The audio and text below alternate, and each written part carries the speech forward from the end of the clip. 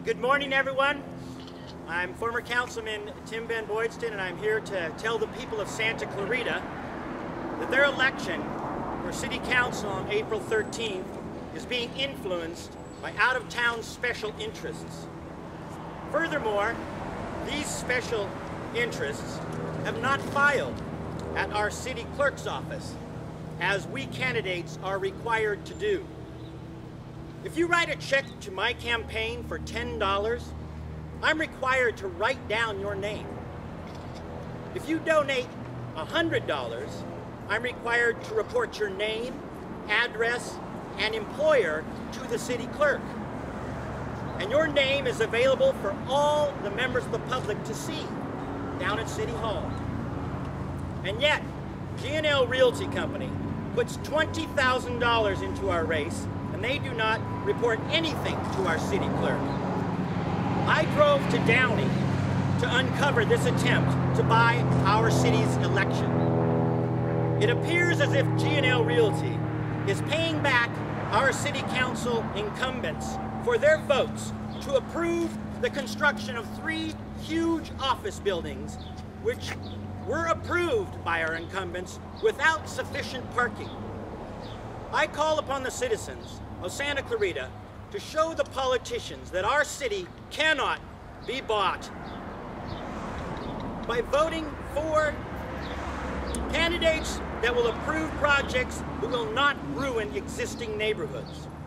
And I call upon our city clerk's office to assure that these outside special interests adhere to all of the filing laws and run a fair and honest campaign.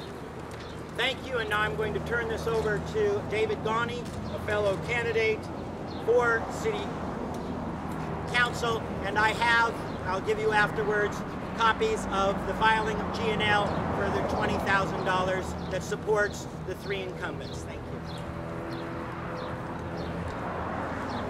Well, this is one time I actually might go a little longer than TimBen. I wanted to start off just with a quick history. Can't hear me? Okay. I wanted to start off with a quick history of who G&L is. I spent 4 years exposing facts about the G&L expansion plan at Henry Mayo. And the facts are this. That plan, a 15-year contract with our city, has no commitment to build an expanded hospital building. It closed the transitional care unit for our senior citizens.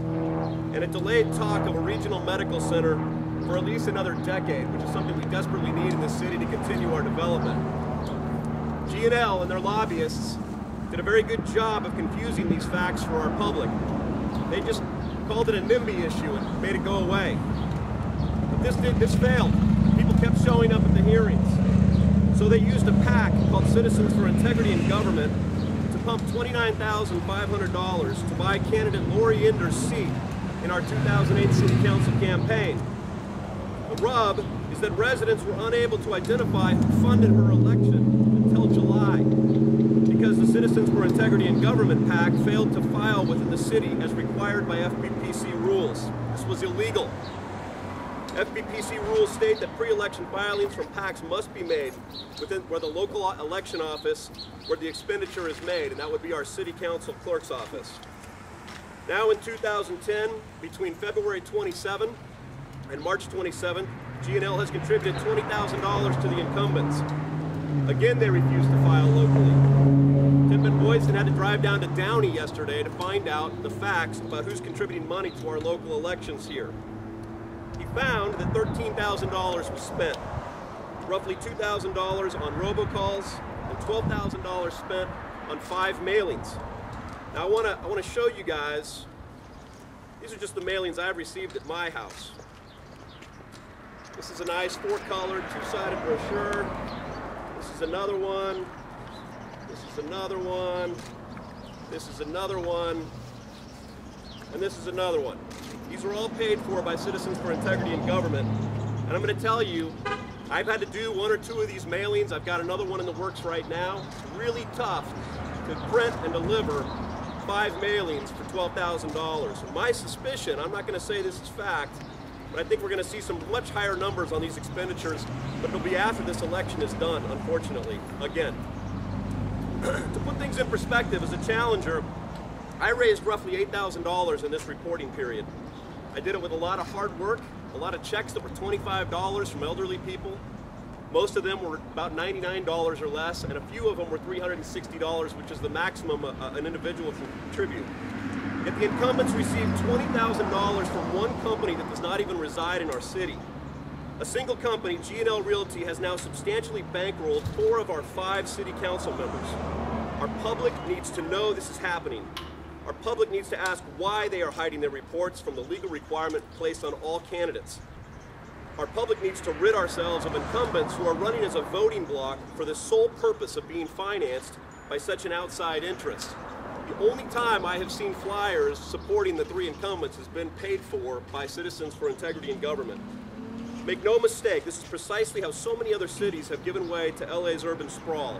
Outside companies first buy the elections, then they buy the vote, and they buy the city's future, and it's a lost game for us.